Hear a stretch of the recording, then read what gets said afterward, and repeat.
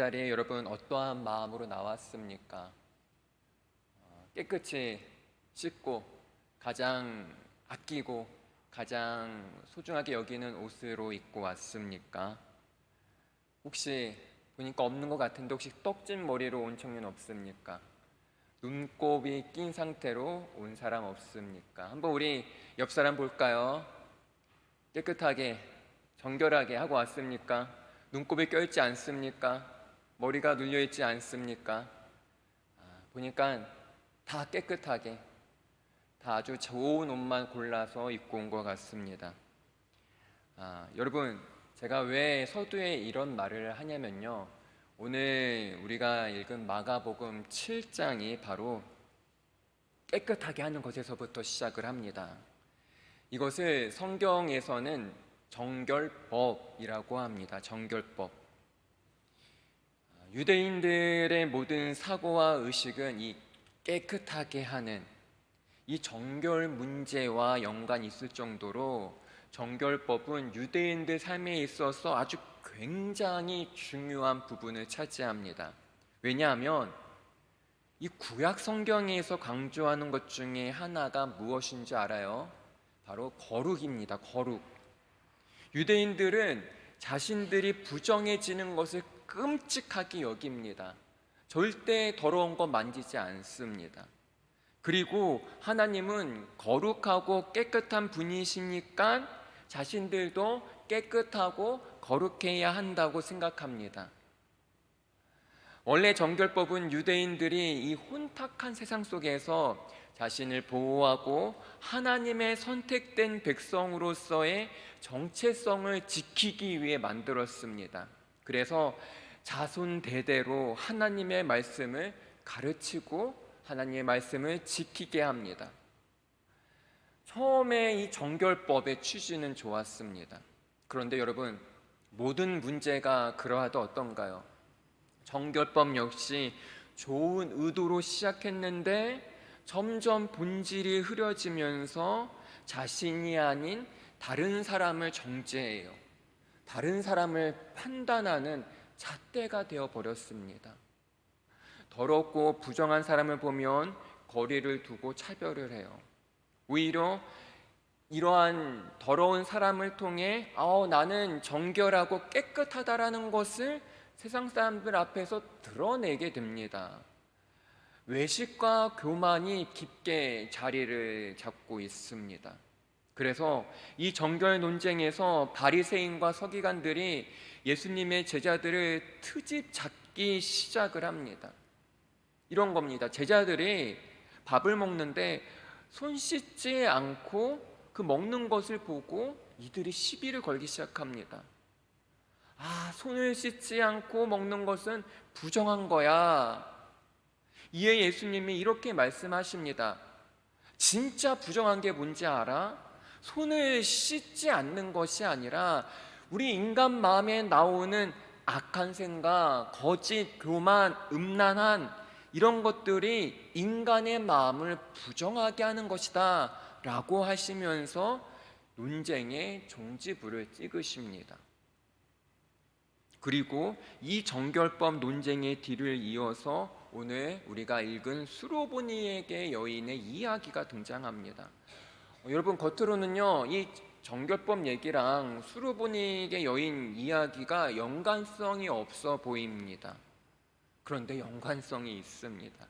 자, 과연 어떠한 연관성이 있는지 이것을 함께 좀 찾아보겠습니다. 오늘 본문 24절에 보면 이렇게 나옵니다. 예수께서 일어나사 거기를 떠나 두로 지방으로 가서 한 집에 들어가 아무도 모르게 하시려 하나 숨길 수 없더라. 지방이 나오죠. 두로 지방이라고 나옵니다. 예수님은요 게네사렛을 떠나 두로 지방으로 가십니다. 두로 지방은 이게 어디냐? 오늘날 시리아 지역을 의미합니다. 그 당시 이 두로 지방은요 굉장히 아주 잘 사는 부유한 지역이었습니다. 방금 읽은 24절에 보면 아무도 모르게 하시려 라는 구절에서 알 수 있듯이 예수님은 가능하면 그분의 존재와 사역이 눈에 뜨는 것을 원치 않으셨습니다. 그런데 그 부유한 지역에서요, 한 여인이 등장합니다.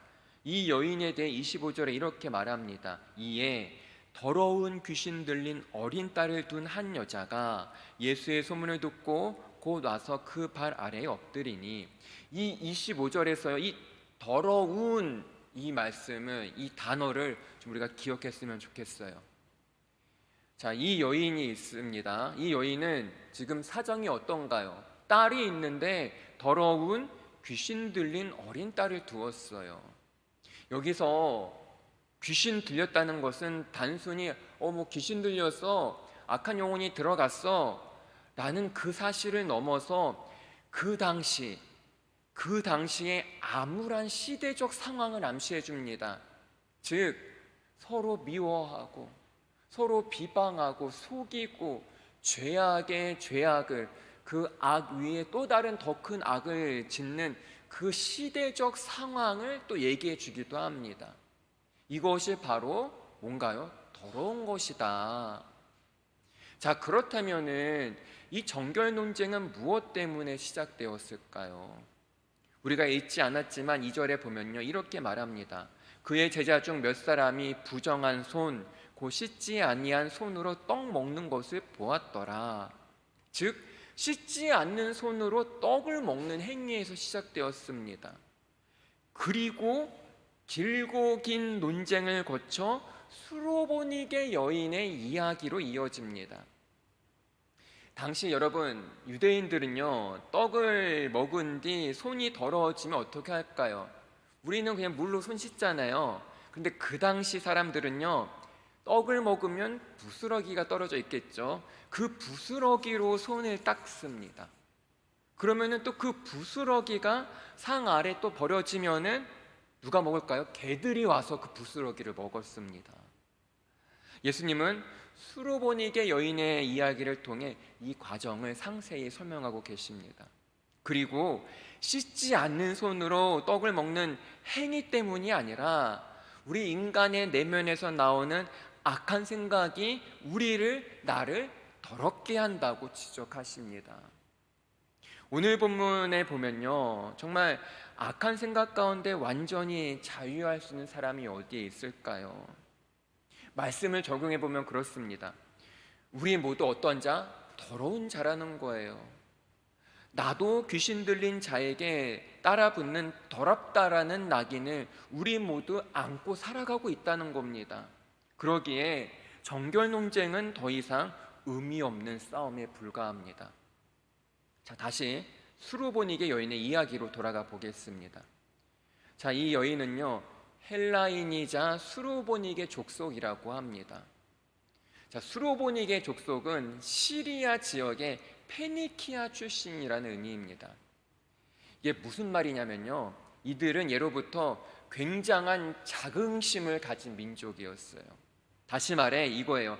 헬라인이자 수로보니게 여인이라는 말은 아주 도도하고 콧대가 높은 귀족 출신의 여인을 의미합니다. 정말 아주 잘 사는 부잣집이라는 거예요. 그런데 그러한 여인에게 문제가 있습니다. 이 여인의 깊은 고민은 어린 딸에서부터 비롯됩니다. 귀신 들린 어린 딸이 내 가슴 아리의 이유인 거예요. 부유한 귀족 가문에서 태어난 딸을 그녀가 얼마나 애지중지 정말 아주 귀하고 소중하게 키웠을까요? 그런데 결과는 뭔가요? 귀신 들린 상태가 되었다는 거예요. 이 여인은 더러운 귀신 들린 어린 딸을 지켜보면 온갖 자책감과 상념으로 무너졌을 겁니다. 그런데 어느 날 그녀가 살고 있는 그 두로 지역에 예수님이 오셨다는 소식을 들은 순간 이 여인은 모든 것을 다 내려놓고 그 예수님을 찾아가고 그 예수님을 쫓아갑니다. 아마 그동안 예수님에 대한 온갖 소문을 들었을 겁니다. 예수님이 병자를 고치고 심지어 죽은 자를 살린다는 얘기를 수도 없이 이 여인은 들었을 거예요. 이제 이 여인에게 한 줄기 소망이 생기게 되었습니다. 그래서 한 걸음에 예수님에게 달려가 주님의 발 앞에, 예수님의 발 앞에 엎드립니다. 내 딸이 죽어가는데, 내 자녀가 죽어가는데 뭐가 문제이겠어요? 체면 불구하고 예수님 앞에 간절히 엎드립니다. 25절 하반부에 보면 이런 말이 나옵니다. 그 발 아래에 엎드리니, 그 발 아래에 엎드리니. 이 엎드리다는 원문에서 프로스피토, 즉 예배한다라는 의미예요. 그냥 엎드린 게 아니라 예배한다라는 그 마음으로 엎드린 겁니다. 즉 이 여인은 예수님 앞에 엎드려 예배합니다. 그런데 지금 여러분, 우리도 예배의 자리에 나왔습니다. 그런데 이 수로보니게 여인은 어떠한 마음으로 지금 예배를 하고 있을까요? 내 딸이 죽어갑니다. 간절함으로, 갈급함으로 예수님 앞에 엎드려 예배합니다. 자, 그런데 여러분, 예수님의 반응이 너무나 이상합니다. 어떻게 반응하시나요? 예수님은 수로보니게 여인의 진심을 다시 한번 테스트합니다. 27절 말씀입니다. 예수께서 이르시되 자녀로 먼저 배불리 먹게 할지니 자녀의 떡을 취하여 개들에게 던짐이 마땅치 아니하니라. 예수님은 자기 딸에게서 귀신을 쫓아달라는 그 여인의 간청을 듣고 갑자기 떡 얘기를 꺼냅니다. 떡을 먹다 생긴 그 정교한 논쟁을 수로보니게 여인의 이야기를 통해 지금 풀어내고자 하십니다. 정말 성경이 재밌습니다.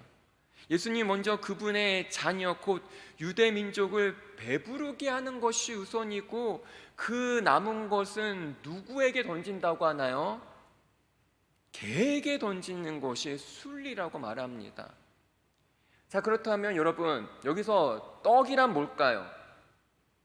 생명의 떡이신 예수님을 의미합니다. 자, 그렇다면 개는 무언가요? 바로 수로보니게 여인과 같은 이방인을 뜻합니다. 자, 여러분, 한번 마음속으로 대답해 보세요. 누군가가 여러분을 향해 개 XS 그럽니다. 여러분을 향해 멍멍이라고 한다면 어떻게 할 건가요?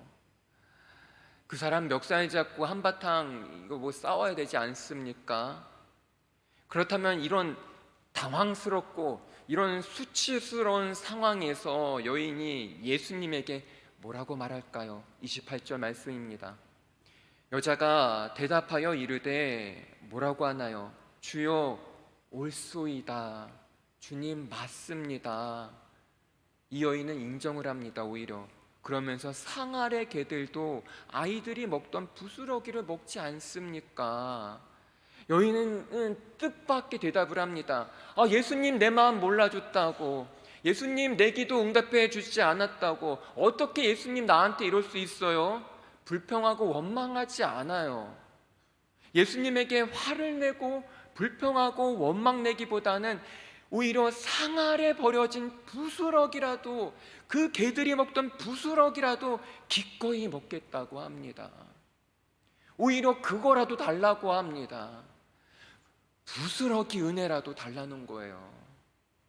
이것은 개의 처지가 되더라도 상관없다라는 뜻입니다. 그렇다면 여러분, 우리는 어떠한 마음으로 예배의 자리에 나오나요? 여러분, 어떠한 마음으로 주님 앞에 나왔습니까? 주님 앞에 간절함으로 나오길 소망합니다. 예수님, 개들이 먹어치우는 그 부스러기 은혜라도 이 시간 나에게 허락해 주세요. 그 간절함으로. 주님, 오늘 예배 가운데 은혜 주지 않으시면 난 돌아갈 수가 없습니다. 그러한 간절한 마음으로 여러분 예배의 자리에 나오시길 바랍니다. 그렇다면 이 여인은 어떠한 이유로 이렇게 자신을 낮출 수 있었을까요? 아까 이 여인의 배경을 얘기했어요. 가난하지도 않아요. 도도하고 콧대가 높은 귀족 출신입니다. 자존심이 강한 사람입니다. 단순히 귀신 들린 자녀로 인해 생긴 어떤 모성애라든지 처절한 상황 때문일까요? 오늘 본문과 병행 구절을 이루는 마태복음 15장을 보면요, 수로보니게 여인이 예수님을 향해 이렇게 외칩니다. 22절에 이렇게 외쳐요. 주 다윗의 자손이여 나를 불쌍히 여기소서, 내 딸이 흉악하게 귀신 들렸나이다. 다윗의 자손이여 나를 불쌍히 여기소서라고 마태복음 15장에서 얘기합니다. 여러분, 예수님을 다윗의 자손으로 고백한다는 것은 그 당시 어떤 의미일까요? 이것은 예수님을 정확하게 하나님의 아들로 인식했다는 것입니다. 곧 이 예수님이 메시아, 나를, 우리 가족을, 내 딸을 어둠과 고통과 사망과 죄에서 구원하실 분이라는 확실한 믿음의 고백인 것입니다. 다시 말해 그녀에게 있어서 예수님이라면 내 인생의 가장 절박한 문제를 틀림없이 해결해 주실 것이다 라는 분명한 믿음을 가지고 예수님 앞에 엎드렸다는 거예요. 그 예수님 앞에는 체면도 어떠한 수치와 모욕도 다 감수할 수 있었습니다. 이 여인처럼 하나님 아버지 앞에서 자신이 얼마나 미물 같은 존재인지를, 정말 벌레만도 못한 존재인지를 깨닫고 불쌍히 여겨달라고 고백을 드리는 거, 그것이 바로 예배예요. 단순히 자리에 앉고 찬양하고 말씀 듣는 거, 그것이 예배가 전부가 아니에요. 난 주님 없이 살 수 없습니다. 그 고백으로 드려지는 모든 것이 바로 예배입니다. 주님이 나를 단단히 붙들어 주지 않으시면, 나를 불쌍히 여겨주지 않으시면, 나에게 자비를, 은혜를 베풀어 주지 않으시면 우리는 정체성을 잃어버리게 됩니다. 진정 내가 누구인지 우리는 잃어버리게 돼요. 그렇다면 딸아이 문제로 예수님 발 아래 엎드린 이 수로보니게 여인을 통해 우리는 무엇을 발견할 수 있을까요? 바로 예배자의 태도입니다. 예배자의 태도란 무엇입니까? 간절함과 진실함이 향기가 나는 예배입니다. 아무리 예배를 정확하게 화려하게 잘 드려도 그 예배에 향기가 나지 않으면 아무 소용이 없습니다. 하늘에 올라가는 향연이 되어야 합니다. 자, 예수님은 이제 그 놀라운 선언으로 이 사건을 매듭 지으십니다. 29절 30절 말씀입니다. 예수께서 이르시되 이 말을 하였으니 돌아가라, 귀신이 내 딸에게서 나갔느니라 하시매, 여자가 집에 돌아가 본즉 아이가 침상에 누웠고 귀신이 나갔더라. 아멘. 어떤가요? 예수님은 그 수로보니게 여인에 향해 치유와 자유를 선포하십니다. 그렇습니다. 우리도 온 유대와 이방 땅에 막힌 담을 허무신 예수님 앞에 엎드릴 때 내 안에 더러움과 죄와 사망으로부터 회복되는 놀라운 은혜를 경험하게 됩니다. 아멘, 아멘. 오늘 본문 속 여인은 수치와 체면을 무릅쓰고 예수님 앞에 엎드려 예배드렸습니다. 여러분 잘 들으세요. 내가 기분 좋아서 예배 자리에 온 게 아니에요. 내가 시간이 되니까 예배 자리에 온 게 아니에요. 하나님은 어떠한 예배를 원하실까요? 요한복음 4장 24절, 우리가 너무나 잘 아는 말씀입니다. 하나님은 영이시니 예배하는 자가 영과 진리로 예배할지니라. 이 말씀을요, 현대인 성경으로 보면 아주 재밌습니다. 현대인 성경에서 이렇게 얘기합니다. 하나님은 영이시다. 그래서 예배하는 사람은 영적인 진실한 예배를 드려야 하는 것이다. 하나님이 어떠한 예배 원하신다고요? 영적인 진실한 예배를 원하십니다. 여러분, 진실하게 주님 앞에 나오길 바랍니다. 지금 내 마음이 힘들고 어렵다면 그냥 그 마음 그대로 주님께 나아가면 됩니다. 제가 이렇게 말을 하면 어떤 청년이 저에게 이렇게 얘기할 수 있어요. 목사님, 아직 저는 예배 드릴 준비가 안 됐어요. 제 마음은 아직 교회에 나올 마음의 준비가 안 됐습니다. 그리고 목사님, 예배 시간에 자꾸 다른 생각이 드는데요. 예배 시간이 졸렸고 집중이 안 되는데요. 그렇게 말하고 생각할 수 있습니다. 그런데 여러분, 괜찮습니다. 그냥 그 마음 그대로 가시적이지 않고 조금 서투르고 부족하고 연약하지만 그냥 그 모습 그대로 주님 앞에 나아가는 거예요. 마음이 준비가 안 되었으면 그냥 그 모습 그대로, 내 마음이 힘들면 그냥 그 모습 그대로 나아가는 겁니다. 그러면서 이 여인처럼 외치는 거예요. 주 다윗의 자손이여, 나를 불쌍히 여기소서. 주님, 하나님의 아들 예수님, 나를 불쌍히 여겨주세요. 나는 주님 아니면 아무것도 할 수 없습니다. 이러한 마음으로 주님 앞에 나아가길 바랍니다. 마찬가지로 우리 삶 속에서도 마찬가지예요. 여러분, 취준생도 있고 진로를 준비하는 사람도 있고 다양하게 우리 청년들은 있습니다. 여러분들이 계획하고 원했던 것들이 잘 되지 않습니까? 그런데 여러분, 잘 안 돼도 괜찮습니다. 힘들어도 괜찮습니다. 믿음이 약해도 괜찮습니다. 괜찮지가 않아도 괜찮습니다. 왜냐하면 예수님이 지금 우리와 나와 함께 하시기 때문입니다. 그 주님을 신뢰하세요. 예수님은 나를 절대 실망시키지 않습니다. 혹여나 실망되는 상황이 오더라도 오늘 본문의 수로보니게 여인을 기억하세요. 예수님, 부스러기 은혜라도 주세요.